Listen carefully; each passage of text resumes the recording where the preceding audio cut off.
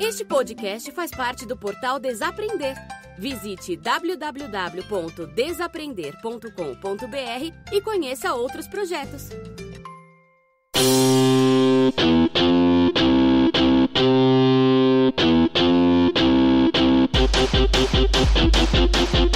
Olá, eu sou o Thiago Coati e esse é o Larvas Incendiadas, um podcast de divulgação de estudos de gênero e de sexualidade. A cada 15 dias, trazemos um episódio novo, sempre conversando com pesquisadores e pesquisadoras dos mais variados estágios da vida acadêmica para divulgar suas pesquisas. Conversamos hoje com Alicia Krieger, que é farmacêutica pela Universidade Estadual de Ponta Grossa, mestra em saúde coletiva pela UNB e doutoranda em endocrinologia clínica pela Unifesp. Nossa conversa foi sobre sua pesquisa de mestrado que buscou descrever empiricamente a frequência e os padrões de usos de hormônios pelas pessoas trans de Brasília. Seu trabalho oferece dados quantitativos e insights sobre essa população que podem auxiliar a fomentar políticas públicas, bem como orientar melhores práticas de atenção à saúde para pessoas trans.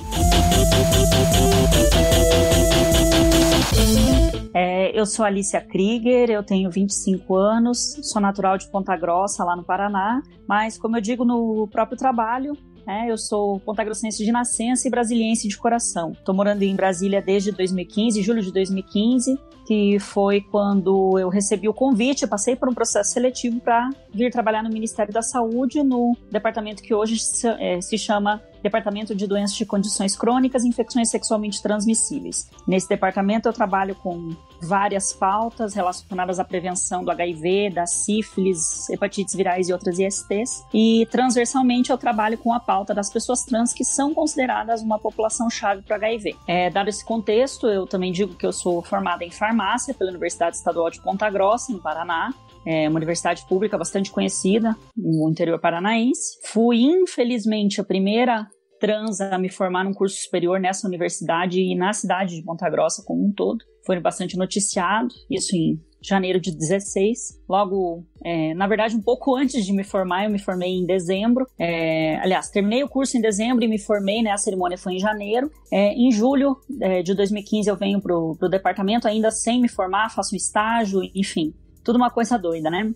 Assim que eu terminei a minha graduação, que eu me formei, eu efetivei no Ministério da Saúde e iniciei uma especialização em políticas de STI e de hepatites virais pela Federal do Rio Grande do Norte, onde eu defendi uma TCC sobre vigilância de dados específicos para as pessoas trans, como os campos nome social e identidade de gênero poderiam atuar para a gente ter dados específicos de pessoas trans nos diferentes sistemas de vigilância em saúde do Brasil. Também, concomitantemente, eu fiz o meu mestrado em saúde coletiva na UNB, na área de farmacoepidemiologia em específico. E agora eu estou doutoranda na Universidade Federal de São Paulo, na Unifesp, na área de endocrinologia clínica.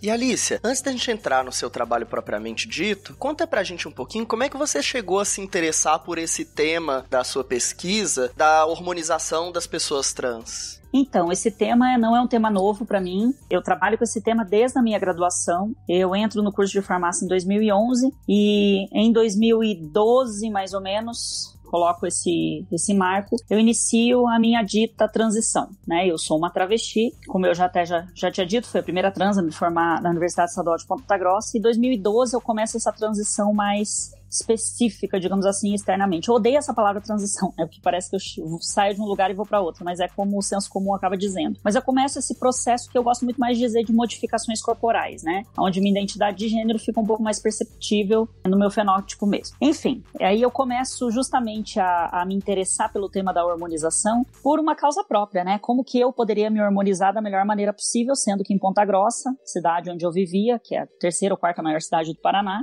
ainda assim, o sendo não tinha um ambulatório de processo transexualizador à época. Eu não poderia ter acesso a médicos por questões de transfobia, ninguém entenderia também o que eu precisaria. Eu decidi por me hormonizar da melhor maneira possível, me automedicar, mas da forma mais consciente possível. A partir daí eu começo pesquisas mais livres, digamos assim, em relação à hormonização, nos aspectos fisiológicos e farmacológicos, e no segundo ano eu tive a disciplina de fisiologia, e essa professora que é ótima em vários aspectos, que é a professora Henriette Emílio, da UEPG, topa fazer comigo uma revisão bibliográfica que gerou meu TCC no 5º ano, que fala da hormonoterapia, né, os aspectos fisiológicos da hormonoterapia para as mulheres trans e travestis. Dessa maneira eu inicio as minhas pesquisas de um caráter mais farmacológico mesmo. Como eu disse, na especialização eu acabei fazendo uma outra coisa até mesmo pelo caráter da especialização, que era em gestão de políticas dessas ISTs, mas no mestrado eu decido voltar para esse tema da hormonização de um modo até bem interessante. Como eu disse, eu trabalho no Ministério da Saúde desde 2015 e esse ministério, através do departamento que eu citei, departamento de doenças crônicas e infecções sexualmente transmissíveis, em 2014 lança um edital, mas mais ou menos em 2015 para 2016 inicia a primeira RDS, a primeira pesquisa, um soro inquérito acompanhado de um questionário de conhecimentos, atitudes e práticas para pesquisar o HIV, a hepatite B e C e sífilis entre travestis em 12 municípios brasileiros. E eu, enquanto uma pessoa que trabalhava, trabalho até hoje essa pauta no Ministério, fui indicada pela diretoria para acompanhar o grupo de trabalho da Fiocruz, que ganhou esse edital, Fiocruz Rio de Janeiro, a ENSP, e depois passou para o ICICT, enfim, foram processos aí de mudança de pesquisador principal, mas eu fui para uma primeira reunião em 2016, se eu não me engano, exatamente. Em 2016 eu fui para o Rio de Janeiro na Fiocruz para acompanhar, enquanto Ministério da Saúde, como estava o desdobramento dessa pesquisa, e conheci a pesquisadora principal à época, que era a professora Mônica Malta,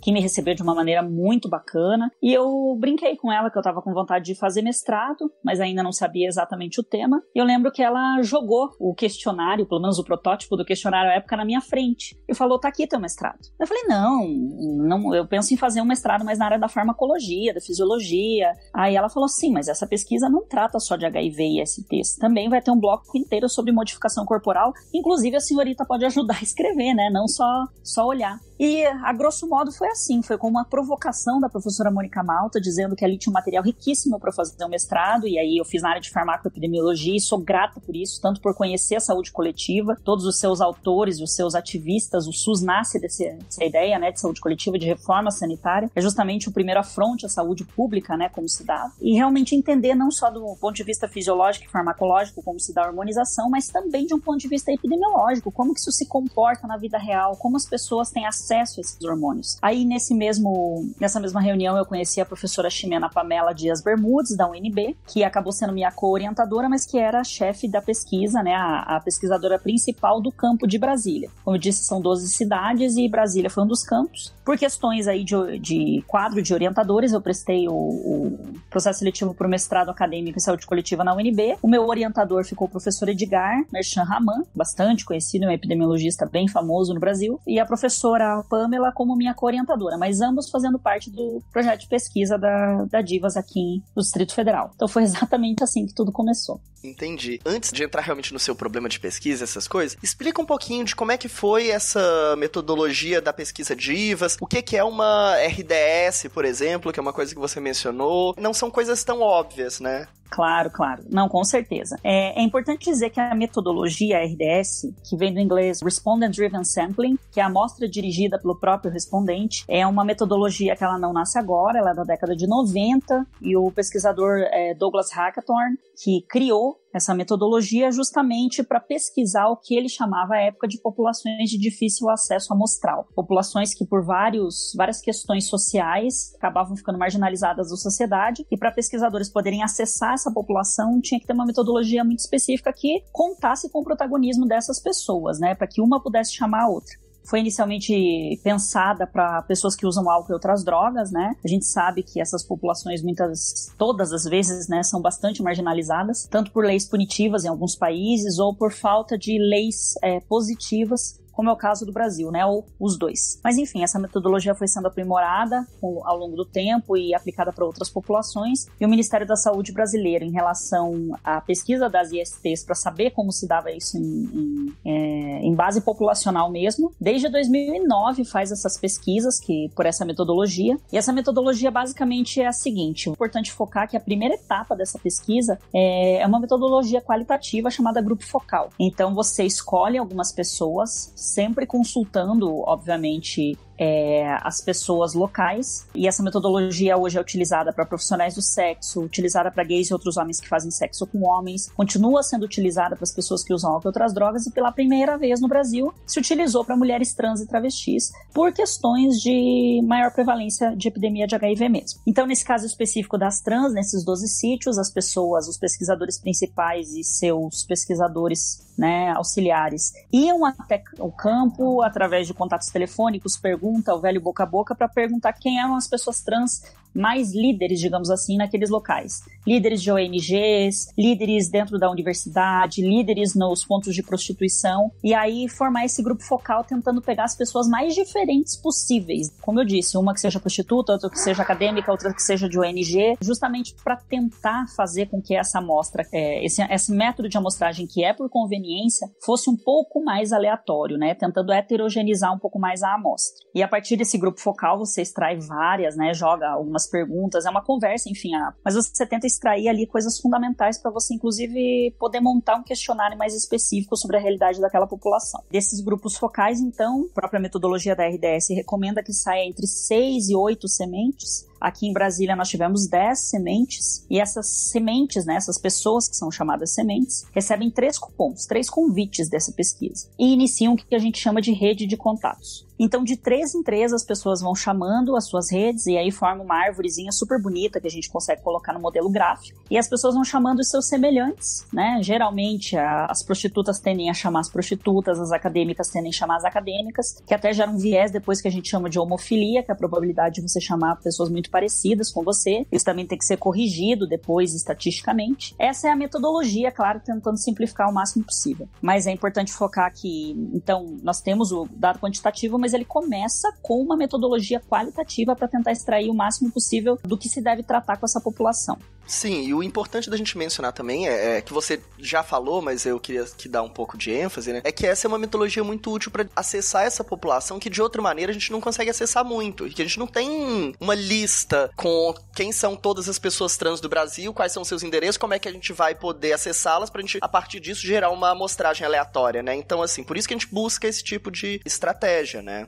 Ponto muito importante, Thiago. A metodologia RDS vem sido atacada ou mesmo questionada por vários pesquisadores, mas você tem que lembrar que a pesquisa não tem que pensar somente no padrão ouro da sua metodologia finalisticamente. Você precisa pensar como se dá isso no comportamento em vida real. É isso, como é que você consegue acessar pessoas que usam álcool e outras drogas, pensando na Cracolândia, colocando um pesquisador que não é da área das drogas, um pesquisador que não conhece nada daquilo, o cara não vai conseguir acessar de uma maneira ou outra. Eu digo, ele pode se colocar em risco, ele pode colocar em risco a própria população, uma pessoa que não é conhecida daquele lugar, não vai ser bem recebida e nem teria por que ser, né? Porque também só pesquisar essas pessoas sem nenhum tipo de retorno, eu acho que é um problema ético muito grande que você tem hoje, mas isso que você está falando é muito importante. É uma amostra que ela não é aleatória por definição, por ser uma metodologia de conveniência, mas ela tenta, ao máximo, fazer correções de várias maneiras, tanto na hora de fazer a amostragem, que em epidemiologia a gente diz isso, né? Que você tem 2 grandes momentos que você pode corrigir erros estatísticos. Na amostragem, fazendo com que ela seja aleatória, e no caso da RDS, como ela não é aleatória, você tenta heterogeneizar o máximo possível, e depois você tem, né, o bom e velho ajuste estatístico, que é o pós-amostragem. E aí, por exemplo, nós tivemos uma dificuldade muito específica nessa pesquisa, e eu torno a dizer que, né, e relembrar aqui que nós temos um grupo central da pesquisa, que depois da professora Mônica Malta acabou sendo chefiada, né, pelo professor Francisco Bastos, o famoso Chico Bastos, da Pesquisa Nacional do Crack, enfim, tantas outras pesquisas aí. Então, não é um cara que começou agora, então realmente um grupo de pesquisa bastante comprometido, de pesquisadores sênior já nessa área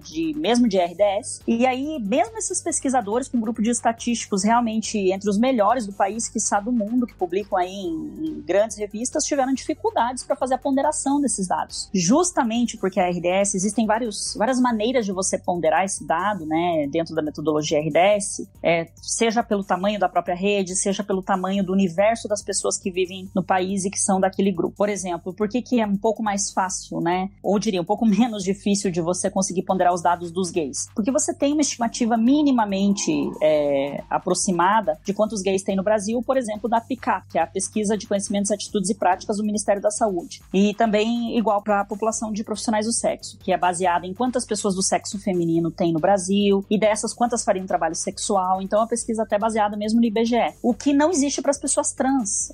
Nós não sabemos, que é exatamente isso que você tocou, e é um ponto muito importante. Não se sabe qual é o universo das pessoas trans, nem no mundo, que está no Brasil. A gente não tem essa pergunta no censo, né, feito pelo IBGE. Nós não temos grandes pesquisas que consigam, pelo menos, dar o mínimo universo. A gente tem os chutômetros aí de algumas associações mundiais de qual seria a prevalência de pessoas trans, mas um viés muito mais psiquiátrico do que de base populacional em si. E isso dificultou muito a ponderação desses dados, né? É a falta do que a gente chama em epidemiologia de um benchmark, que é esse marcador que me diz como eu vou ponderar esses dados se eu não conheço a população, eu não conheço o tamanho da rede. E aí se criou um terceiro modelo aí, digamos assim, que é o modelo bayesiano, chamado de RDSB.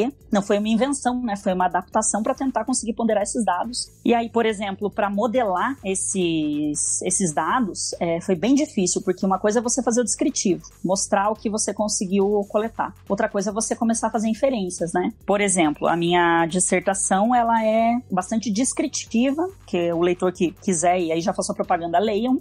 É o primeiro trabalho da pesquisa Divas, dessa RDS, e é interessante dizer que o primeiro trabalho acadêmico dessa pesquisa das trans foi de uma trans. Eu acho que isso é um ganho, nós pesquisando nós mesmas, né? Muito importante. Com certeza. E aí eu consegui aprovar um artigo na Revista Brasileira de Epidemiologia, que é da USP, em parceria com a Abraço, também é bem interessante. E eu faço a primeira proposta de modelagem desse grupo todo, né? Dos pesquisadores das 12 cidades, a primeira vez que uma ousadia de proposta de modelagem foi feita, foi no nosso artigo, tentando inferir aí, mas com todo o cuidado metodológico e sempre deixando claro, desde a introdução até as conclusões e recomendações, que a gente não tem a pretensão de querer inferir com 100% de certeza nada, porque é um dado, como eu te falei, com muitas coisas ainda para serem acertadas, mas tentar fazer os fatores associados ao uso de hormônios por pessoas trans, especificamente aqui no DF. Um último desvio da sua pesquisa, a gente mencionou aqui já um pouco dessa inexistência, dessa dificuldade de dados sobre as pessoas trans, mas a gente estava conversando sobre isso, como isso gera um problema metodológico para a gente conseguir gerar inferências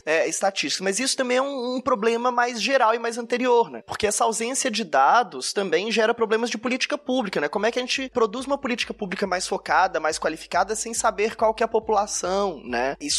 Essa ausência de dados, ela é problemática em uma série de camadas. E a pesquisa Divas é fundamental, né, a gente mencionar isso. A importância dela também é essa, né, de pela primeira vez no Brasil tentar produzir de forma nacional, claro, já existiam algumas tentativas de produção de dados mais locais, né, não vamos apagar também essas outras produções, mas tentar produzir de forma nacional algum tipo de perfil, tanto socioeconômico, também perfil de prevalência, dados de prevalência de HIV específicos que não existiam, né, desagregando da categoria HSH, né? Isso é importantíssimo, né? Exato, né? Então, só fazer algumas pontuações em relação à sua fala. Eu acho que é importantíssimo quando você diz e traz esse resgate histórico. Nós temos pesquisadoras e pesquisadores aqui no Brasil. Começam com pesquisadoras, porque geralmente são as mulheres que iniciam essas pesquisas com as pessoas trans, né? Eu acho que é uma coisa bem sintomática e bacana de se colocar. Mulheres acabam pesquisando outras mulheres. Nós temos iniciativas no Rio de Janeiro com a professora Beatriz Grinstein, um grupo do Instituto Nacional de Infectologia da Fiocruz, que fez uma RDS até grande, né, para ser uma iniciativa local. No Rio de Janeiro e Baixada Fluminense, eu tive o prazer de também ser coautora desse trabalho que foi publicado na Lancet em 2017. Também gostaria de parabenizá-las por isso, né, porque elas me chamaram para fazer parte desse grupo de pesquisas, depois para avaliar o artigo. Então, não só eu, tem mais outras duas pessoas trans que são coautoras desse artigo. Acho que isso é bem importante. Também tem iniciativas da professora Inês Dourado, na Bahia. Nós temos iniciativas da professora Maria Amélia Veras, em São Paulo. Mas é isso, né? A primeira vez, como você disse, que nós temos um estudo maior. Mas eu preciso salientar, e até uma orientação da equipe central da Pesquisa Divas, que a gente não pode chamar esse estudo de um estudo nacional, justamente por causa da metodologia. Aliás, por 3 pontos básicos, diria assim. Primeiro, que ele foi feito em 12 cidades brasileiras. 12 capitais, né? Já é o primeiro começo. Não nas 27 e também não em interiores. o que já é um primeiro viés aí de informação, digamos assim. Segundo, como a gente não conhece o universo total de pessoas trans, mas ainda assim sem conhecer, a gente tem a plena certeza que não alcançou a representatividade total de pessoas trans existentes nas suas diferentes características, né? A gente alcançou redes sociais. E como eu te falei, existe uma característica específica da RDS, que é a homofilia, que é a probabilidade de você trazer pessoas muito semelhantes a você, e aí você precisa dar pesos diferentes para fazer essa correção. Então, assim, falei 3 pontos, né? Esses 2 são os 2 que eu colocaria. E o terceiro, principalmente porque seria até mesmo antiético você conseguir inferir qualquer coisa em relação principalmente às prevalências de ST, HIV/AIDS, e tentar explicar um porquê sem antes ter feito estudos qualitativos muito específicos, né? Isso eu pego uma frase do professor Chico Bastos na apresentação final desses dados no Ministério da Saúde, que é impossível você inferir qualquer tentativa de explicação do porquê níveis tão altos de HIV nessa população sem conhecer trajetórias. E uma das recomendações dessa pesquisa é justamente estudos qualitativos robustos para entender esses itinerários, né, de prevenção, terapêuticos e de vida das pessoas trans. Então é preciso dizer que esse estudo não é nacional, esse estudo é de 12 capitais, e ainda assim a gente não pode nem dizer que esses estudos representam as cidades que foram pesquisadas, até porque a gente sabe que existe intensa migração de pessoas trans para várias cidades do Brasil pelo trabalho sexual. Então esse cuidado metodológico talvez seja o principal. Nós só podemos dizer que essa pesquisa representa as redes que foram pesquisadas, apenas isso. Tanto que não vai, pelo menos até agora, a equipe central da pesquisa não indica que se faça a junção de uma prevalência, né? Que a gente faça uma média e consiga ter uma prevalência nacional de HIV, ou do uso de hormônios, enfim, de qualquer tipo de parâmetro estudado. Nós temos sempre 12 prevalências, uma por cidade, e ainda ressaltando que não pode ser nem extrapolado, né? Então, que a gente chama de validade externa do estudo. Tem que se cuidar muito, até porque é um estudo transversal, isso é impossível não falar, isso é um estudo transversal, que em epidemiologia a gente chama de fotografia. Ela só vai dar uma real fotografia mesmo do que aconteceu naquele momento, diferente dos estudos longitudinais que conseguem acompanhar as pessoas, mas é um bom retrato e já é um retrato suficiente para, como você disse, dar para os órgãos públicos, e aí não só para o Ministério da Saúde, que é o órgão federal, mas principalmente para os órgãos estaduais e mais principalmente ainda para os municipais, para que tomem ações, né, baseadas em evidência em relação à população trans. Mas eu acho que um outro recado importante de dizer é que, independente dessas pesquisas ocorrerem, não é desculpa para os órgãos públicos não tomarem atitudes. Até mesmo antes dessa pesquisa DIVA ocorrer, falo do lugar da onde eu trabalho, que é o Departamento das Doenças Crônicas e ISTs, do Ministério da Saúde. A gente já tinha uma agenda robusta, e tem até hoje, né? Mas eu me refiro ao pré-pesquisa, uma agenda robusta, e isso vem desde a criação do departamento em 85, 86, de uma intensa parceria com o movimento social. Então, para além de eu ter pesquisas, que obviamente são muito importantes para basear, eu sempre tive o que é a característica maior do SUS, que é a participação social, a escuta da sociedade. Eu não tinha um dado concreto publicado, mas eu tinha a escuta todo dia dessas pessoas dizendo o que sofriam e o que precisavam. Então, acho que as ações do Ministério da Saúde, principalmente no departamento das ISTs, é tão elogiado no Brasil e fora por ter ações específicas para as pessoas trans, por ouvir essas pessoas, que eu acho que, como minha orientadora sempre diz, ouvir relato das pessoas que sofrem é uma evidência muito robusta também. Importantíssimo isso, Alicia. Obrigado por essa aula. Mas mudando agora um pouco o foco da nossa conversa e entrando mais especificamente no seu trabalho, porque o seu trabalho pega os dados dessa pesquisa mais ampla com essas 12 cidades, mas você foca só na cidade de Brasília, né? Pessoas que têm algum tipo de vínculo com Brasília, não necessariamente que residem lá, né? Exato. E vai fazer algumas correlações, uma descrição um pouco de algumas das variáveis desses questionários, né? Conta pra gente um pouco mais especificamente o que você estava interessada em saber, em correlacionar e descobrir a partir desses dados? Maravilha, Thiago. Então, por que Brasília, né? Justamente por eu residir em Brasília. Eu acho que é uma questão ética, né? Trabalhar com o Congo é uma possibilidade, ainda seria a época, mas eu acho que por uma questão ética. Eu fui a campo em Brasília. Eu conheci essas meninas, eu olhei no olho delas. Eu testei alguma dessas meninas para as ISTs, eu dei alguns resultados, eu peguei na mão dessas meninas. Acho que não seria nem sequer justo eu trabalhar com outros campos em que eu não tive essa experiência de pesquisa tão importante, né? E fundamental, na minha opinião.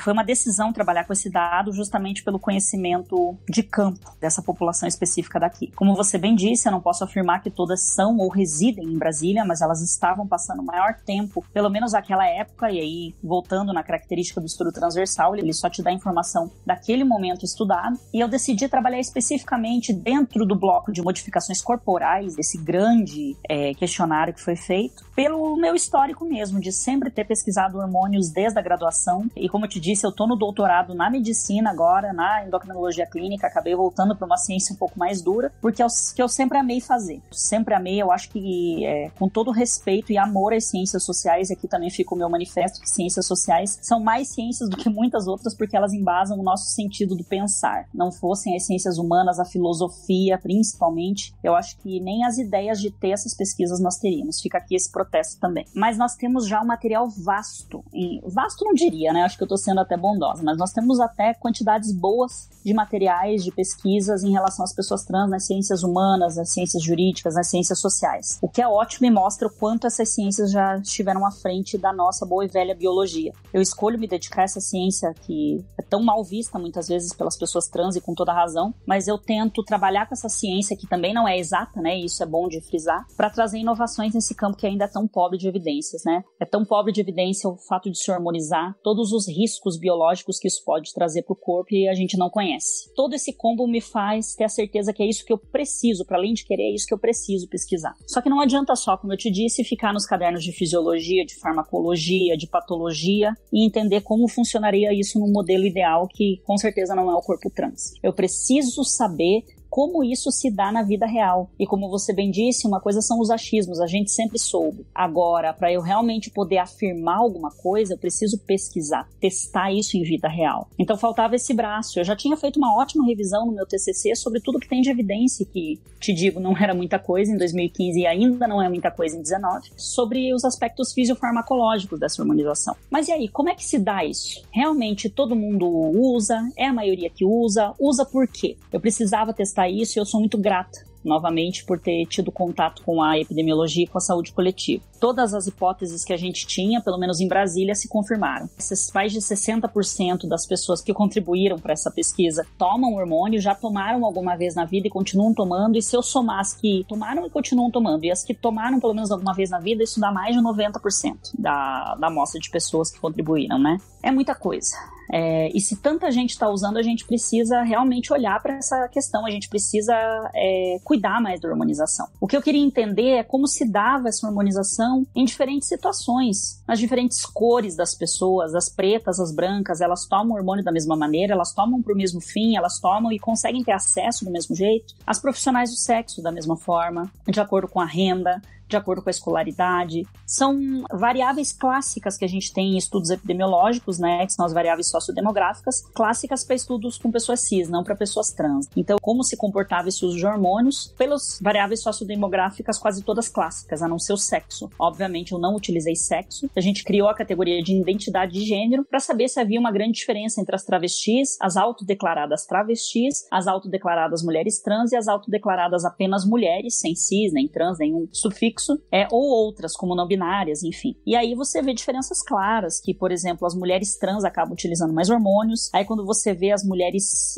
as travestis, por exemplo, utilizam, ou pelo menos relatam utilizar menos hormônios, e uma das hipóteses que eu levanto é da ereção, por exemplo, relacionada ao trabalho sexual, porque quando você cruza com o trabalho sexual e cruza com a identidade de gênero, a gente ainda não testou isso não testamos mesmo estatisticamente isso, mas no descritivo já mostrou isso fortemente, que é isso, a travesti ainda está muito engajada no trabalho sexual e essa identidade da travesti muito colocada no trabalho sexual ainda, e aqui eu faço um parênteses para fazer outro protesto, porque que eu me coloco como travesti justamente por essa resistência política. Todo mundo atrela a travesti apenas à prostituição, a drogas, a roubo, a coisas ruins, ditas ruins, né? Porque o trabalho sexual, ele só é ruim quando ele é uma obrigação, quando não há outra opção. Porque se a pessoa trans desejar fazer o trabalho sexual e se tivesse todos os direitos garantidos e fosse por escolha, nunca a gente questionaria isso. Mas travestis como eu também estão na academia, estão fazendo doutorado, estão trabalhando nos ministérios da saúde, sendo engenheiras, médicas, farmacêuticas, enfim. Dado esse parênteses, a gente vê, por exemplo, que a travesti, quando está no trabalho sexual, ela precisa de ereção, porque o Kulik, por exemplo, fala na obra dele que os homens, eles procuram as travestis para serem passivos. Larissa Pelúcio também fala um pouco disso. Vários autores falam sobre o que os homens procuram nas travestis. Talvez isso ajude a explicar um pouco o porquê das travestis, as autodeclaradas travestis, utilizarem menos hormônios proporcionalmente em relação às autodeclaradas mulheres e mulheres trans. E assim se dá, por exemplo, a gente vê que as pretas têm menor acesso a orientações profissionais em relação aos hormônios, são as que mais se automedicam diretamente, compram no balcão da farmácia e tomam as doses que acham que tem que tomar, e isso é um reflexo claro do Brasil. Eu faço algumas comparações com dados do IBGE, por exemplo, e as informações vão muito ao encontro uma da outra. Esse recorte racial na sua pesquisa, eu achei ele muito interessante, Alicia. É realmente incrível como que fica muito claro essa desigualdade no acesso à informação, principalmente no recorte racial e no recorte de classe, né? Como as brancas têm muito mais, e as mulheres trans ou travestis de renda maior têm mais acesso à informação diretamente com profissionais da saúde, enquanto as pretas, ou então as de classe mais baixa, conseguem mais acesso à informação com seus pares, né? Com suas amigas, né? Mas teve uma coisa que eu achei muito curioso. Eu queria, inclusive, te ouvir se você consegue entender um pouco o porquê. Porque uma das coisas que vocês coletaram também tem a informação de se ao usar o hormônio teve algum tipo de efeito negativo, e uma informação seguinte que vocês coletaram também foi, dado esse efeito negativo, o que as pessoas fizeram com isso? Se elas pararam de usar, se elas procuraram algum profissional da saúde. E eu achei impressionante como as pretas, quando dá alguma coisa errada, dá um efeito negativo, inesperado no hormônio, elas buscam muito mais os profissionais da saúde do que as brancas. Tô vendo aqui o dado, 21,7% das pretas buscam o profissional da saúde quando tem um efeito negativo, contra apenas 3,3% das brancas. Isso me surpreendeu muito, e eu não entendi o porquê essa diferença. Vocês têm alguma tentativa de explicação disso? Não, então, são dados bem interessantes todos, esse com certeza, porque ele quase que contrapõe o dado anterior, né? Mas é isso. E eu achei ele inesperado, não sei você, mas eu achei um dado inesperado, né? Porque se essas pessoas já não têm acesso ao profissional de saúde pra se informar, por que quando dá errado elas vão e buscam, né? Não, exatamente. Mas pensando que proporcionalmente 21% busca, eu não lembro exatamente dos outros dados, mas das que não buscam também, porque no geral, quando você vê qual é a atitude mais prevalentemente tomada em relação a quando você tem algum problema no hormônio, é imediatamente parar. Gostaria de destacar isso, né? Antes ainda de falar desses 21% que procuram, mesmo as pretas, as brancas, né? Elas... Primeira atitude que se tem é parar de tomar medicação. É muito mais fácil parar por já saber que não vai ter nenhum tipo de auxílio profissional do que continuar. É muito difícil, como eu te disse, é um trabalho descritivo, a gente ainda não conseguiu testar hipóteses, a gente está começando agora a fazer esses trabalhos, mas várias hipóteses aí podem ser criadas em relação às pretas, por exemplo, em 21% em detrimento de 3% das brancas procurarem o serviço de saúde, né? Primeiro que a população negra é muito maior no Brasil, apesar de que a nossa amostra, se você olhar, realmente a população preta foi super representada. Então, assim, são hipóteses que podem ser várias. Pode ser tentar procurar e realmente não conseguir esse acesso. Elas tentam muito mais, mas conseguem muito menos. E para eu ter essa resposta realmente finalística para você, se é que eu vá poder ter, a gente vai precisar fazer alguns testes estatísticos. Por isso que eu foco num outro dado, que é a maior parte das pessoas, elas não procurarem os serviços de saúde, né? Tanto as pretas, as pardas, as brancas, a maior parte delas, elas não procuram. A primeira atitude que elas têm ao ter qualquer problema, qualquer efeito indesejado com os hormônios, é parar imediatamente de tomar. O que, claro, não é ruim, se você pensar na precariedade de acesso, é muito melhor parar do que insistir ou tentar procurar e muitas vezes não conseguir, mas é sintomático justamente que o sistema de saúde não está dando conta disso, né? Então, realmente, a gente vai precisar testar o porquê das pretas, o porquê das brancas. É muito difícil, mesmo testando, inferir. Então, quanto mais com esse dado meramente qualitativo, meramente não, né? Porque para conseguir chegar nesse dado já foi muito difícil, mas ainda não se pode inferir qualquer coisa em relação ao porquê disso ou porquê daquilo. Por isso que eu voltei e foquei mais nessa outra porcentagem grande das pessoas que acaba não tendo nenhuma atitude em relação a isso. Entendi. Outro recorte também que eu achei bem interessante foi o recorte etário que você faz e gera algumas diferenças de uso também entre jovens e novas, né? Você pode descrever um pouco isso pra gente? Isso é super bacana, né? Você vê que a média e a mediana de idade, elas são bastante jovens, né? A gente tem uma média aí de idade de uns 18 anos, 18,4, se eu não me engano. Uma média aí de 18 anos de idade para os hormônios. Então a gente pode colocar mais ou menos a mesma média aí, tanto para início de transição quanto para início de uso de hormônios, o que é bem bacana, porque esses dados eles se cruzam, né? As pessoas mais jovens, as faixas etárias mais jovens tendem a se hormonizar mais cedo. E aí a gente pode explorar 1001 possibilidades, pensando que esse estudo foi conduzido em 2016/2017. Hoje em dia, ainda não de uma maneira ideal, mas as pessoas trans conseguem muito mais se hormonizar um pouco mais cedo do que aquelas que hoje têm 40, 50 anos, 30. É uma das hipóteses que a gente levanta também, né? Hoje em dia é muito mais provável você conseguir se hormonizar mais cedo. As pessoas que têm 50 anos, como eu falei, dos estratos etários maiores, não tinham essa facilidade toda, tanto de oferta de tecnologia, quanto de questões relacionadas a preconceito mesmo, de conseguir se hormonizar mais cedo e literalmente dar na cara, mostrar na cara que essa pessoa está fazendo o dito processo de transição de gênero. Então é bem interessante mostrar isso e eu atrelo, pelo menos agora não de uma maneira assertiva até testar, mas há essa coisa muito óbvia que a gente escuta inclusive de relato das meninas, que antigamente não era tão fácil, né? Por que a gente tem pessoas mais velhas tão com traços ditos masculinizados? Porque vai perguntar para como é que era se hormonizar nas décadas de 70, 80, 90, 60. Então essa diferença é bem bacana de se pontuar.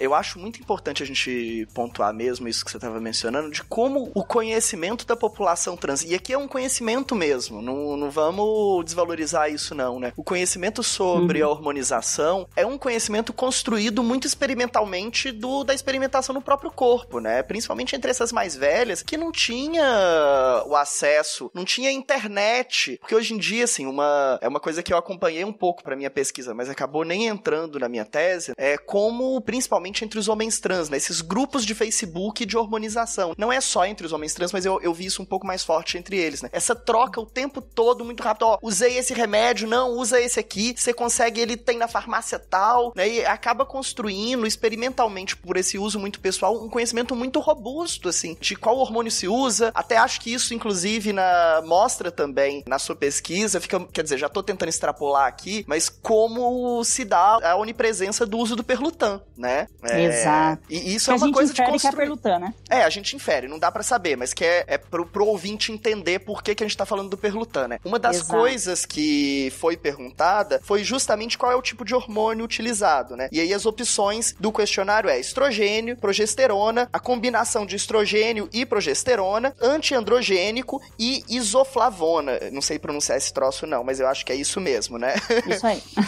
E a grande maioria, em todos os recortes, dá essa combinação entre estrogênio e progesterona. Isso. Então, é bacana a gente pensar nisso que você disse da construção do conhecimento, porque isso é totalmente verdade. O conhecimento farmacológico, inclusive, que se tem hoje sobre a hormonização de pessoas trans, ela é um caminho um pouco diferente do comum, que geralmente a classe médica, a classe farmacêutica, é que dita o conhecimento de como se dão as ações dos hormônios nos corpos. Em relação às pessoas trans, o contrário é totalmente verdade. Todo o conhecimento que outrora foi empírico e agora está se provando em diferentes áreas da ciência, vem das travestis e das mulheres trans. Como você bem disse, antigamente não existia todo acesso a médicos, a diferentes tipos de hormônio. Os endocrinologistas até hoje não conseguem trabalhar com a questão trans, quiçá em tempos mais remotos, né? Em tempos anteriores a esse. E é o que a gente chama, e até na minha tese de doutorado, é como a gente está trabalhando de hormonização pajubá. O que é o pajubá? O pajubá é a língua utilizada pelas pessoas LGBT com foco nas travestis, a gente não pode tirar isso, né? A gente fala muito de uma linguagem LGBT, mas quem puxa a linguagem pajubá são principalmente as travestis. E a gente faz esse comparativo com a hormonização, porque é também uma hormonização que se cria das trans e aí vem para a classe médica. Então seria até injusto, seria antiético usurpar essa história, né, verdadeira. A classe médica, a classe farmacêutica, a classe da ciência precisa se curvar para as pessoas trans, porque nós não saberíamos nada não fossem essas pessoas. Eu, cientista, não saberia nada se não fosse eu, travesti, ter usado no meu corpo. Enfim, isso é muito interessante. E por N explicações, que aí eu poderia ficar o resto do dia te falando por que a gente chega nesse nome Perlutan. A maioria das respondentes, a gente faz 2 perguntas que a gente chama de sinérgicas, né? De qual é o tipo de medicamento que você mais utiliza. E aí o mais prevalente foi o uso de estrogênio e progesterona conjugados na mesma fórmula. E logo depois a gente pergunta em que forma farmacêutica, né? Em que forma de aplicação você utiliza, se é oral, se é injetável, se é transdérmico. E a maioria diz que utiliza estrogênio e progesterona na mesma formulação e aí depois a forma injetável. Então a gente infere que as pessoas trans, em primeiro lugar, utilizam uma injeção que contém esses 2 fármacos. E em segundo, obviamente, o via oral também contém esses 2 fármacos. E aí, relatos de diferentes autores que a gente coloca ali também, várias pessoas, principalmente das ciências sociais, já descrevem esse uso nas suas obras, que é da famosa Perlutan, que tem um tipo de estrogênio e um tipo de progestágeno dentro da mesma formulação injetável e que é de longa duração. O que significa? De liberação modificada. Uma injeção tomada no mês daria conta, no caso das mulheres cis, de manter um potencial de anticoncepção pelo mês todo. E aí, os estudos ainda estão ocorrendo, mas no caso das mulheres trans, para manter as características ditas femininas, né, você tem um tempo de ação um pouco mais prolongado. Tem relatos aí de alguns autores que falam, né, de Galindo falou um pouco sobre isso, sobre o uso da Perlutan, de 15 em 15 dias, de 7 em 7 dias. A gente escuta, inclusive, relatos das meninas. Ainda não se tem um consenso de como deveria ser o intervalo do uso dessa medicação, até porque o progestágeno, ele não é indicado para uso de pessoas trans, de mulheres trans travestis, né? O que é indicado é o uso do estrogênio e o mais bioidêntico possível, que seriam os valeratos de estradiol ou mesmo o enantato de estradiol, que é um sal que é contido na Perlutan, que é o que a gente chama de estrogênio bioidêntico, que ele é o mais parecido possível com o estrogênio que é produzido pelos ovários, geralmente das mulheres cis, né? Não vou falar dos homens trans, porque aí a hormonização vai bloquear essa função. E aí o progestágeno, como você disse, ele é um antiandrogênico, mas depende. Por exemplo, o acetato de ciproterona, que é um que a gente trabalha também nessa dissertação, ele é um antiandrogênico. É aquela coisa, todo antiandrogênico é um progestágeno, mas nem todo progestágeno é um antiandrogênico. Existem níveis diferentes. Então, coincidentemente, o acetato de ciproterona, ele é uma progesterona, é um progestágeno, que tem um altíssimo poder antiandrogênico. Tem a medroxiprogesterona, que é uma progesterona, mas o potencial antiandrogênico dela é bem mais baixo. Então, todo antiandrogênico é um progestágeno, mas o contrário não é sempre verdade. Então, o único progestágeno realmente indicado para as mulheres trans e travestis é o antiandrogênico e principalmente o acetato de ciproterona, que é indicado em alguns casos, né? Até porque tem evidências recentes, eu falo um pouco isso no estudo, que dizem que já nem precisa mais você usar um antiandrogênico, porque o próprio estrogênio tem a capacidade de fazer todas as funções, tanto a de dar feminização corpórea, quanto a de bloquear a ação demasiada da testosterona. Mas isso ainda está em estudo, enfim, a gente não pode afirmar nem A nem B. E aí é mais ou menos isso, a gente infere, e lembrando que a Perlutan é um medicamento extremamente barato, eu não vou falar só da Perlutan aqui, porque existem os genéricos dela. Essa formulação contida na Perlutan é uma formulação bastante barata, apesar de ser tarjada para necessidade de receita médica, a gente sabe que é muito fácil comprar sem receita médica qualquer tipo de hormônio dito feminino, o que não é verdade para testosterona no caso dos homens trans, o que aí gera um problema de saúde pública muito maior.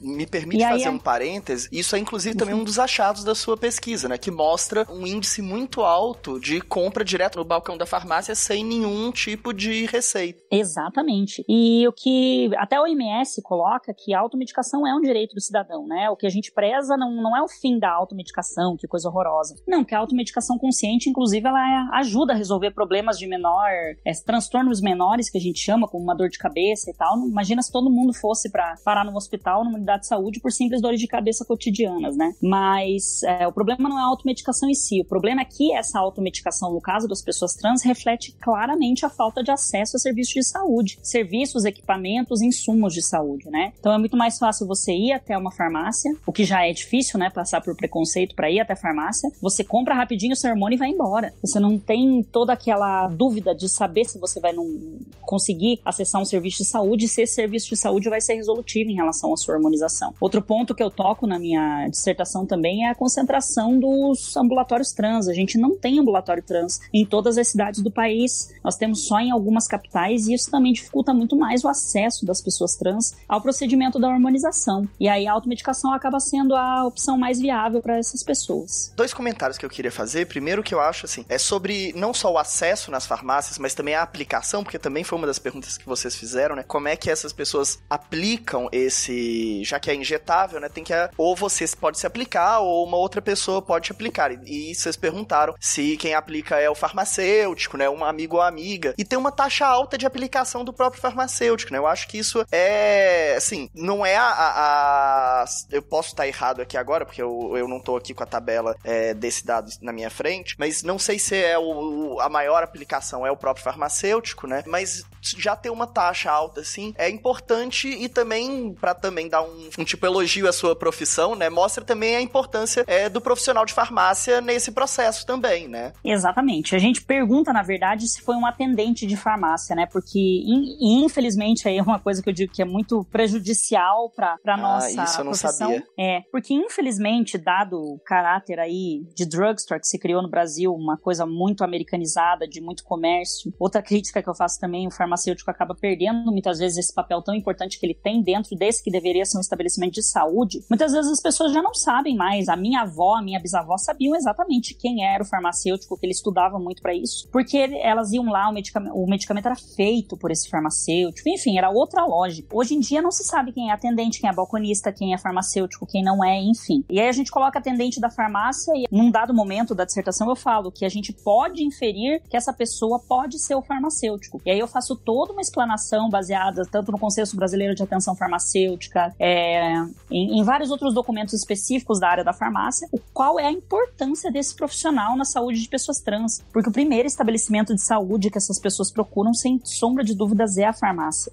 A partir disso, o profissional farmacêutico pode dar milhões de auxílios de diferentes campos para essa pessoa. Desde tirar dúvidas em relação ao medicamento que você está utilizando, ao fazer o que a gente chama de acompanhamento farmacoterapêutico, propor para aquela pessoa que ela possa sempre poder estar indo naquela farmácia fazer verificação de pressão arterial, de glicose, enfim, fazer todo um acompanhamento de como está dando aquele processo de hormonização e também de outras coisas que essa pessoa possa estar fazendo uso de outros medicamentos, enfim. É muito importante, porque muitas não... eu acho que é um dado que vai se somando. Pouquíssimos ambulatórios, 5.570 municípios para, acho que 28 ou 32, eu sei que é um desses dois números. Ambulatórios no Brasil todo, e nós temos muitas farmácias, e nós temos pessoas trans, certamente nesses 5.570 municípios, nem que seja uma pessoa em um desses municípios. É um dado quase que sinérgico. Se eu não tenho acesso a serviços do SUS, a farmácia vai ter que sim dar conta, e aí é uma crítica também que eu faço. Já tentei puxar essa agenda como presidenta da Associação Brasileira Profissional de Saúde Trans, Travesti e Intersexo, que é a Abracit. Já tentei fazer isso com o Conselho Federal de Farmácia para falar sobre essa pauta. Eu ainda não fui recebida pela diretoria do Conselho, porque é negar uma realidade que é óbvia. É claro que eu falo só do Distrito Federal comprovando esse dado, mas certamente as outras 12 cidades vão comprovar algo muito parecido, porque a gente já sabe que essa é a realidade. E o Conselho Federal de Farmácia, as entidades farmacêuticas precisam olhar para isso. Não é querer me achar, mas enfim, nós somos talvez os profissionais mais importantes em relação a profissionais de saúde mesmo na vida de pessoas trans. A gente pode ali fazer tanta coisa que a gente está deixando de fazer apenas entregando uma caixinha de medicamento na mão de uma pessoa. A gente pode auxiliar numa aplicação de hormônio mais bem feita, pensando se essa pessoa, por exemplo, tem silicone industrial, tentar encontrar uma área de aplicação desse hormônio mais eficaz,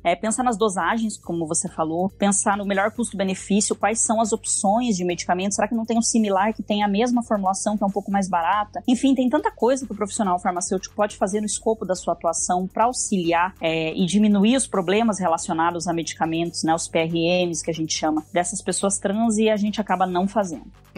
Outro dos aspectos que você analisa é sobre a satisfação com o uso de hormônio e também o objetivo ao usar esse hormônio, né? Fala um pouquinho pra gente sobre isso, Alicia. Então, a gente tem que a satisfação é alta, né? Bastante alta com o uso desses hormônios. Aí a gente poderia explorar várias coisas, né? Um bem-estar por saber que eu tô tomando esse hormônio e que ele vai me dar uma aparência diferente da que eu tenho hoje, mais próxima da que eu quero.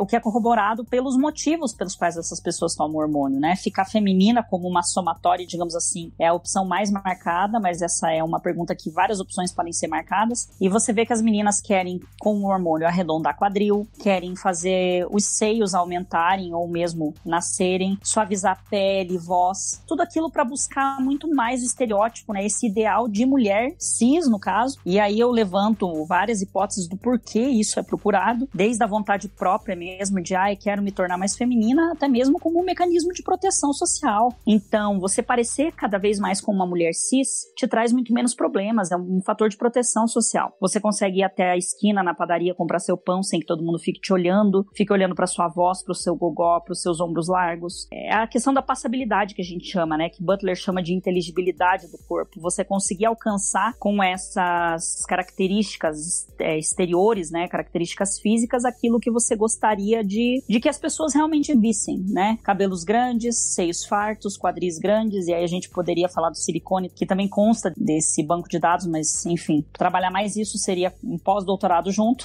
mas é isso, é buscar o estereótipo. Eu divido em duas grandes questões, né? Pode ser por desejo próprio, mas por pressão social também. Isso é importantíssimo, né? Da gente pensar também, é óbvio, não querer aqui também retirar a agência das travestis, mas é óbvio, né, que essa própria construção corporal depende de fatores sociais que pressionam essas pessoas para construir em determinados formatos, ou não, né? Exatamente, né? E lembrando que muitas vezes, é o que eu sempre digo em relação à prostituição, eu faço a mesma comparação em relação aos hormônios. O problema não é e nunca vai ser a prostituição, mas como ela se dá na vida de pessoas trans. Primeiro que a gente tem um país que não tem nenhum tipo de suporte em relação, apesar de não ter lei proibitiva ou punitiva, nós não temos nenhum ambiente legal favorável à prostituição no Brasil. Ela tem condições muito precárias e a violência é muito constante, e ela não é uma escolha muitas vezes, sim obrigação para as pessoas trans. Da mesma forma, o hormônio, uma coisa é eu escolher tomar, outra coisa é eu ser quase obrigada porque o padrão de feminino é aquele, né? E muitas vezes essa obrigação não é tão consciente assim. Quantas vezes implicitamente, eu posso falar isso enquanto travesti também, quantas vezes eu tomei doses exageradas de hormônio, mesmo sabendo e conhecendo farmacologicamente a dose que me daria o que eu preciso, mas por aquela coisa, eu preciso ficar feminina, porque a sociedade tem que me ver como mulher, eu tenho que falar fino, apesar de que a gente já sabe que o hormônio não afina a voz, né? Mas aí seria um outro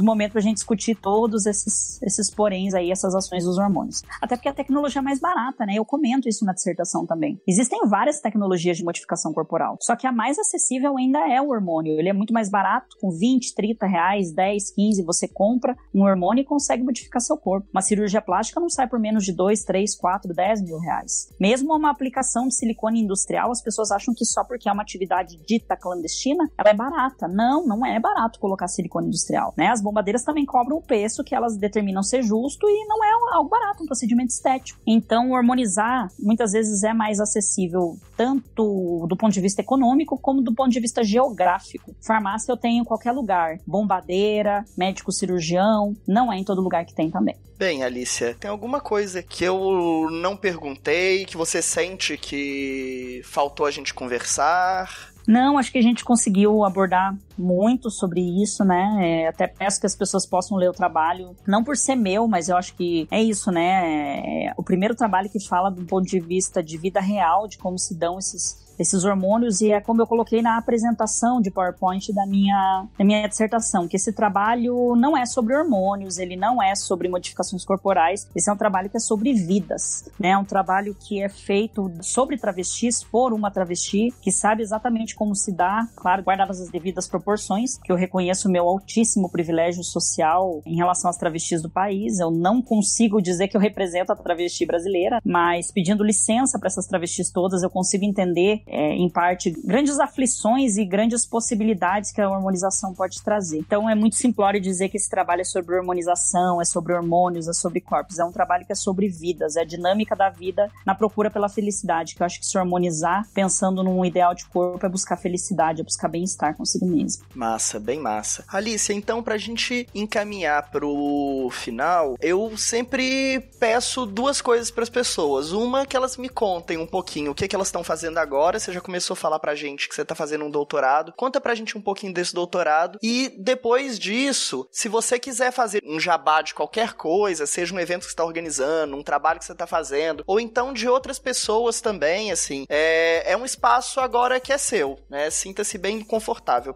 Então, Thiago, eu continuo fazendo boa parte das coisas que eu até já comentei contigo, eu continuo trabalhando no Ministério da Saúde, faço 4 anos agora em julho, né, no Departamento de Doenças de Condições Crônicas e Infecções Sexualmente Transmissíveis da Secretaria de Vigilância e Saúde, lá do Ministério. Estou presidenta da Associação Brasileira Profissional pela Saúde Integral de Travestis, Transsexuais e Intersexos, que é a ABRACIT, é um capítulo brasileiro da WPET, que é a Associação Mundial Profissional pela Saúde Trans. Claro que a gente abrasileirou o nome e deu as especificidade, inclusive trouxe as pessoas intersexo, porque a gente quer fazer uma discussão aqui no Brasil, principalmente pautada no SUS, porque o nosso sistema de saúde merece ser defendido e todas as suas lógicas, né, inclusive da participação social. Nós temos aí a diretoria, temos conselhos consultivos, e nesse conselho consultivo a voz mais ouvida sempre é do movimento social trans. Acho que é o diferencial que a nossa associação traz. Então, divulgar a página da associação, então @Abracite na Facebook, nós temos também nosso site. E aí é isso, Thiago, também tô fazendo meu doutorado, uma loucura, né, porque eu tô fazendo doutorado na Unifesp, lá em São Paulo, morando em Brasília, essa coisa toda, né. Só dizer também, eu acho que é importante fazer essa divulgação. Fui convidada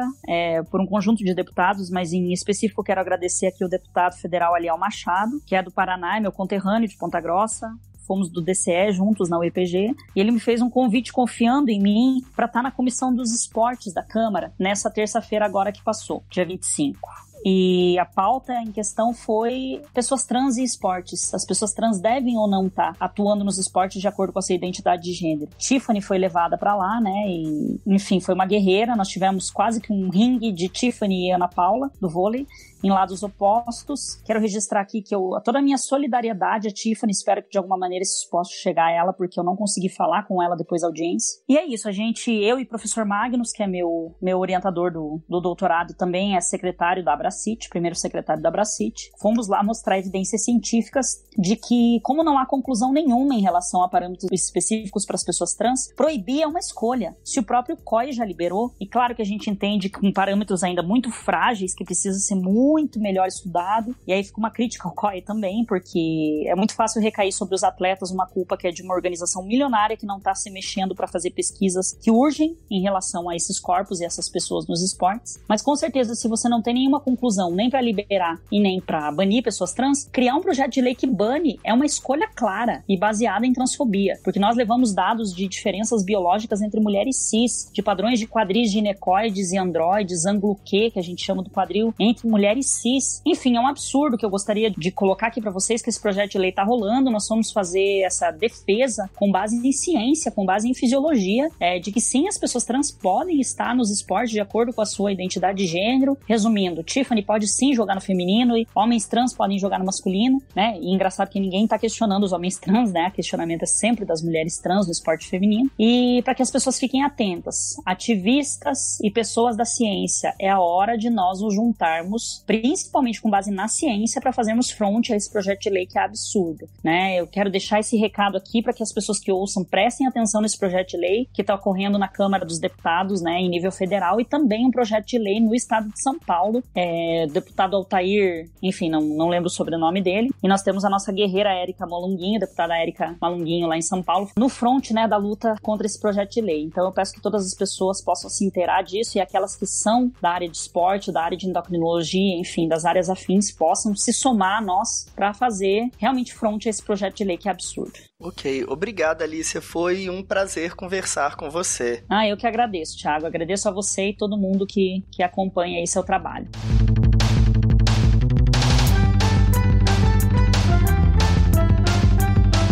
Esse foi o Larvas Incendiadas, um podcast de divulgação de estudos de gênero e de sexualidade. Se você gostou desse nosso episódio, manda um feedback no Twitter, no Facebook, no Instagram ou outra rede social. Considere também nos apoiar financeiramente pelo apoia.se/incendiadas. Você pode apoiar com doações mensais a partir de R$1. Como você já deve saber, o Larvas faz parte do portal Desaprender, uma rede que agrega diversos podcasts sobre educação. Não deixe de conferir o nosso portal e os podcasts parceiros. Todos nós estamos disponíveis em todas as principais plataformas de podcast. Compartilhe com amigos e amigas e até o próximo episódio.